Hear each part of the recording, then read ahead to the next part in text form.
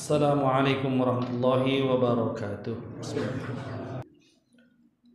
Innal hamdalillah nahmaduhu wa nasta'inuhu wa nastaghfiruh wa na'udzu billahi min shururi anfusina wa min sayyiati a'malina. May yahdihillahu fala mudilla lahu wa may yudlilhu fala hadiya lahu. Ashhadu an la ilaha illallah wahdahu la sharika lahu wa ashhadu anna Muhammadan 'abduhu wa rasuluhu la nabiyya wa la rasula ba'dahu. Qala ta'ala fi kitabil karim, a'udzu billahi minasy syaithanir rajim. Bismillahirrahmanirrahim. Ya ayyuhalladzina amanu taqullaha haqqa tuqatih wa la tamutunna illa wa antum muslimun. Wa qala aydan, ya ayyuhan nasu 'ubudu rabbakumul ladzi khalaqakum walladzina min qablikum la'allakum tattaqun. Amma ba'du, usikum nafsi bitaqwallah wa ta'atihi la'allakum tuflihun. Jemaah sidang salat Jumat yang dimuliakan Allah, setiap kita mungkin pernah mempelajari di antara syarat-syarat diterimanya suatu ibadah apabila ibadah itu hendak kita melaksanakannya. Maka di antara yang paling utama yang harus kita lakukan dan kita penuhi di dalam ibadah tersebut adalah rukunnya, kemudian wajibnya, lalu setelah itu sunnah-sunnah yang berada di dalamnya. Lebih dari itu adalah juga harus bertepatan dengan waktunya dan juga bilangannya, dan sesemuanya itu harus sesuai. Barulah amalan tersebut insyaallah apabila sudah terpenuhi akan diterima oleh Allah Subhanahu wa taala, tentunya setelah melakukan suatu amal yang di dalamnya memenuhi syarat suci yang dia harus dilakukan.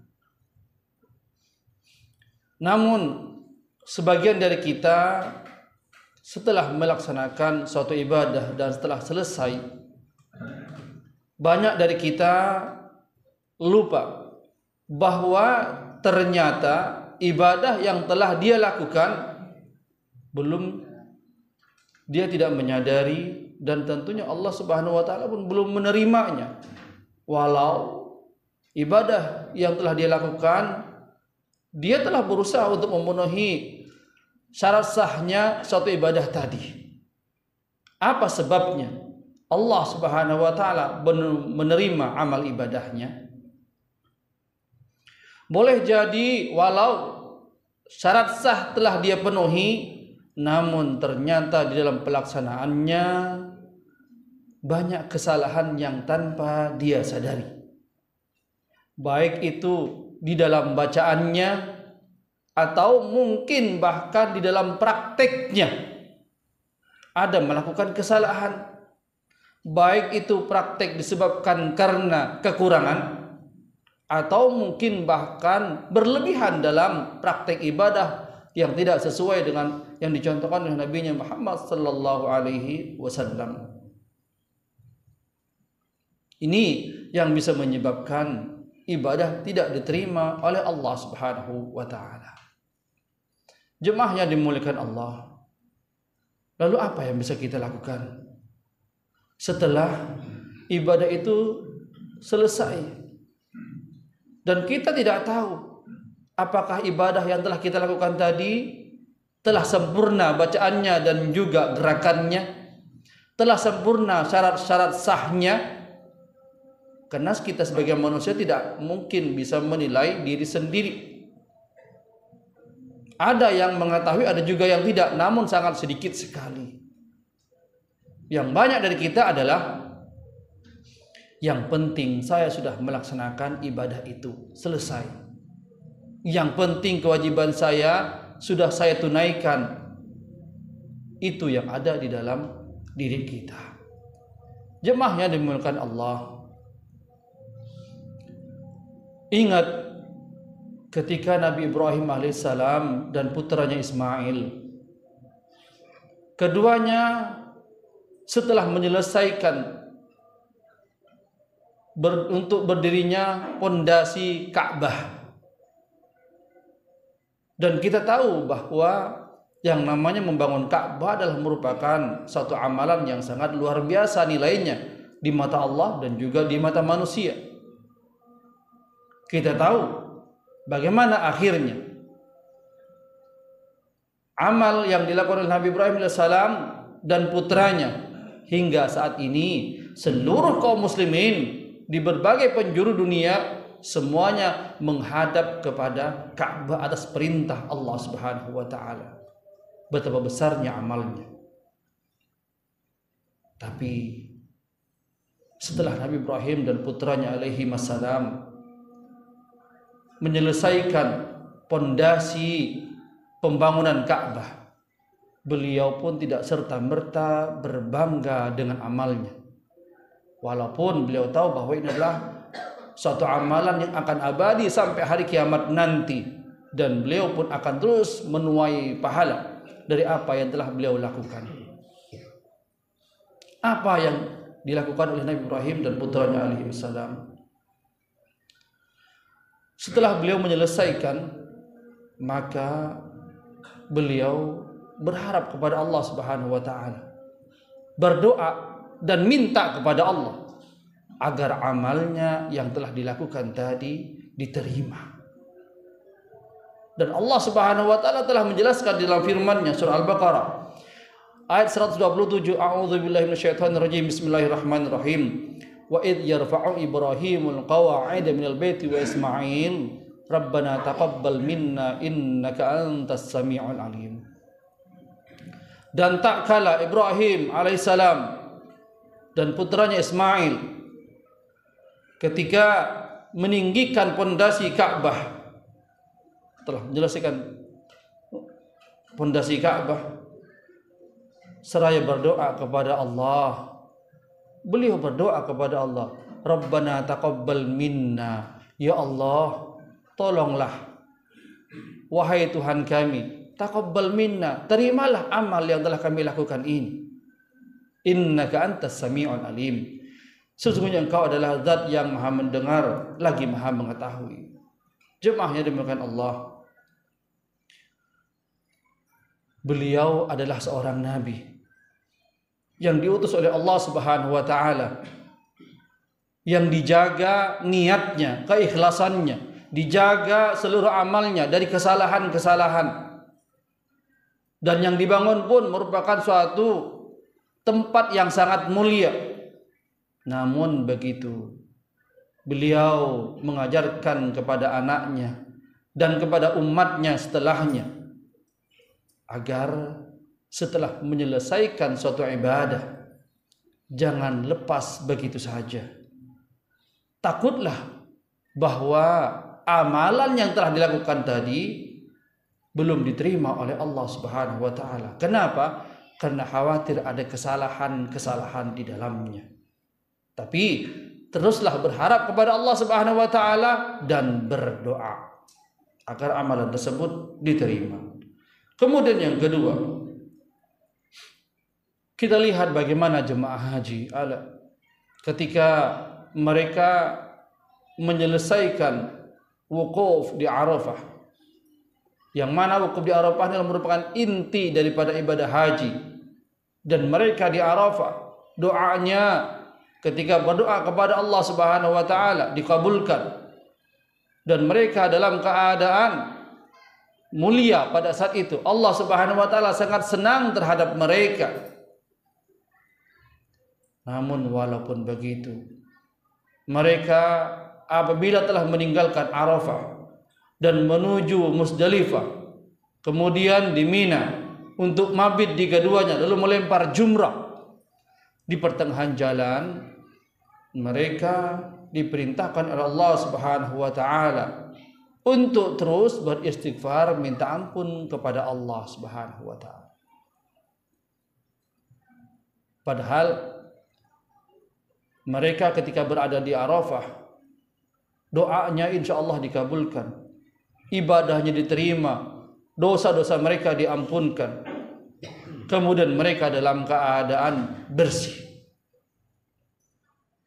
Seharusnya mereka dalam hal ini sudah cukup dan mereka bangga terhadap amal yang telah mereka lakukan. Namun walaupun begitu, Allah Subhanahu wa taala telah menjelaskan dalam firman-Nya Al-Baqarah 199, "Tsumma afidu min haitsu afadan nas wa taghfirullah, innallaha ghafurur rahim." Kemudian afidu, pergilah kalian kemana min haitsu afadun nas, kepada manusia pergi. Maksudnya adalah setelah di Arafah menuju ke Musdalifah, mereka berbondong-bondong ke sana semuanya. Wastaghfirullah, tapi ingat, hendaklah kalian di situ terus beristighfar kepada Allah Subhanahu wa taala. Innallaha ghafurur rahim. Sungguhnya Allah Subhanahu wa taala Maha Pengampun lagi Maha Penyayang. Jemaah yang dimuliakan Allah, kenapa Allah menginginkan kepada kita, walau kita telah melakukan suatu amal, hendaknya kita terus beristighfar sebagaimana kita setelah menyelesaikan sholat 5 waktu, selesai salam, kita dianjurkan di situ oleh Rasulullah sallallahu alaihi wasallam untuk beristighfar 3 kali, astagfirullah, astagfirullah, astagfirullah. Padahal kita sebelum sholat sudah wudu. Ketika kita sholat pun mengikhlaskan niatnya hanya kepada mengharap ridha Allah Subhanahu wa taala dan mengharap kepada Allah agar ibadah kita diterima. Di situ kita menundukkan badan kita, bahkan menundukkan kepala kita, menghinakan diri kita di hadapan Allah Subhanahu wa taala, berharap agar ibadah itu diterima. Namun setelah selesai kita dianjurkan beristighfar. Adalah alasannya sama seperti halnya tadi di atas. Karena boleh jadi di dalam ibadah kita banyak melakukan kesalahan, sehingga yang kita dapat di dalam ibadah tersebut bukanlah pahala, tapi yang ada adalah dosa. Bagaimana mungkin orang yang beribadah kepada Allah harusnya dia mendapatkan pahala, tapi yang dia dapat setelah selesai dari ibadahnya adalah dosa? Mungkin hal itu terjadi mulai dari bacaannya. Betapa banyak kaum muslimin meremehkan dengan bacaan Al-Qur'annya, tidak mau mempelajari, tidak mau memperbaiki bacaan Al-Qur'annya, hanya mencukupkan dirinya membaca Al-Qur'an dan menghafalnya dari Quran Latin, tidak mau mempelajari huruf Arabnya. Padahal orang yang mempelajari Al-Quran dan mencukupkan dirinya dari Al-Quran Latin sungguh akan mendapatkan banyak kesalahan di dalamnya. Walau dia sudah menghafal banyak surat, tapi apabila dia menghafalnya dari surat bacaan tulisan Latin, maka dia akan mendapatkan banyak kesalahan di dalamnya yang itu akan merubah makna. Seperti halnya adalah Alhamdulillahirabbil alamin. Kalau dia baca sempurna ha alhamdu, dia baca dengan ha alamin, dia baca dengan ain, maka artinya adalah segala puji bagi Allah, Rabb semesta alam, Rabb yang memiliki alam ini. Dia memuji Allah. Namun apabila dia mencukupkan dengan Quran Latinnya sehingga dia baca alamin, karena tidak sampai ke dalam tenggorokannya, hanya sampai di ujung lidahnya, ain menjadi hamzah, alamin. Sehingga maknanya apabila Rabbil alamin adalah Rabbnya orang-orang yang sakit, merubah makna. Segala puji bagi Allah, Rabbnya orang yang sakit. Na'udzubillah. Terlebih bagi mereka juga yang tidak mau mempelajari Al-Quran, tidak mau memperbaiki bacaannya. Betapa banyak mereka yang membaca alhamdu hak dirubah menjadi ka karena mengikuti tradisi di daerahnya. Alhamdu artinya kemurungan, kesedihan, kegalauan. Kalau dia gabung antara hak berubah menjadi kaf, ain berubah menjadi hamzah, maka artinya adalah segala kemurungan, kesedihan, kegalauan bagi Allah, Rabbnya orang yang sakit. Na'udzubillahi min dzalik. Bagaimana kalau dia sering ulang di dalam sholatnya seperti itu dan semuanya bacaannya rusak? Pahala atau dosa yang akan dia dapatkan? Inilah yang terjadi. Maka jemaah sekalian dimulakan Allah Subhanahu wa taala, ikutilah apabila di suatu masjid ada bacaan, memperbaiki bacaan Al-Quran, atau mungkin yang tidak sama sekali tahu bagaimana cara baca Quran, ikutilah di dalamnya, karena ini adalah untuk kebaikan diri kita sendiri, agar ibadah kita diterima oleh Allah Subhanahu wa taala. Jemaahnya kalian dengan Allah, penting bagi kita untuk memperbaiki dalam ini semuanya. Tujuannya adalah agar Allah Subhanahu wa taala menerima ibadah kita. Kemudian apabila Allah Subhanahu wa taala telah menerima ibadah yang telah kita lakukan, maka Allah akan berikan kemudahan bagi kita untuk melakukan amalan berikutnya. Sehingga apabila kita ingin melaksanakan suatu ibadah, ringan diri kita, tidak merasa berat. Betapa banyak orang ketika mendengar seruan Allah Subhanahu wa taala, ntar dulu, nanti dulu, waktunya masih panjang. Saya masih sehat, nanti saja kalau sudah tua.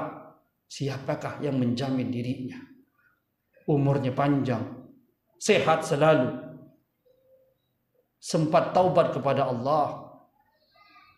Kenapa demikian? Boleh jadi orang yang mempunyai prinsip seperti ini mungkin amalnya belum diterima oleh Allah Subhanahu wa taala. Itulah kenapa Allah mengingatkan dalam surah Al-Lail, فَأَمَّا مَنْ أَعْطَى وَاتَّقَى وَصَدَّقَ بِالْحُسْنَى فَسَنُيَسِّرُهُ لِلْيُسْرَى. Walaupun ayat ini diturunkan kepada sahabat Abu Bakar radhiyallahu anhu, tapi ini juga berlaku untuk kita. فَأَمَّا مَنْ أَعْطَى وَاتَّقَى, maka barang siapa yang memberi, dia berinfak, bernafkah di jalan Allah Subhanahu wa taala, wattaqa, kemudian dia bertakwa.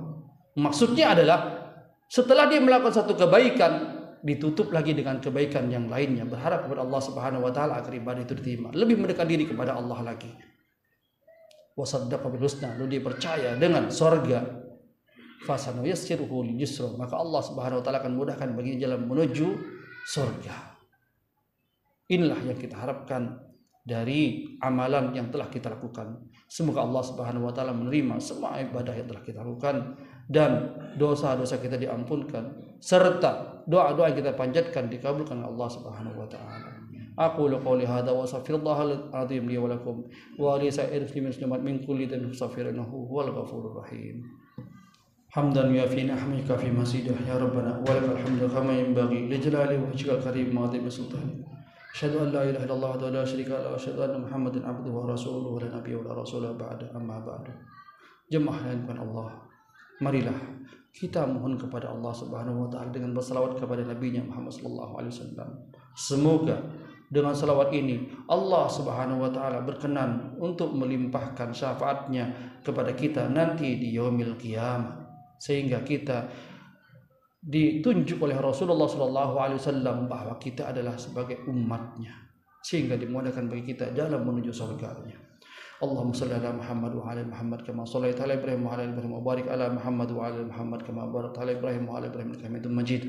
Allahumma fil muslimin wal muslimat wal mu'minin wal mu'minat al ahya'i minhum wal amwat innaka sami'un qaribun mujibud da'wat ya qadil hajat innaka ala kulli syai'in qadir. Rabbana ighfir lana wal ikhwanina alladhina sabaquna bil iman wa la taj'al fi qulubina ghillan lil ladzina amanu rabbana innaka ghafurur rahim. Rabbana dhalamna anfusana wa illam taghfir lana wa tarhamna lanakunanna minal khasirin. Rabbana la tuzigh qulubana ba'da idh hadaytana wa hab lana min ladunka rahmatan innaka antal wahhab. Rabbana atina fid dunya hasanah wa fil akhirati hasanah wa qina adzaban nar. Wa sallallahu ala nabiyyina Muhammadin wa ala alihi wasallam. Subhana rabbika rabbil izzati amma yasifun wa salamun alal mursalin walhamdulillahi rabbil alamin. Aqimissalah.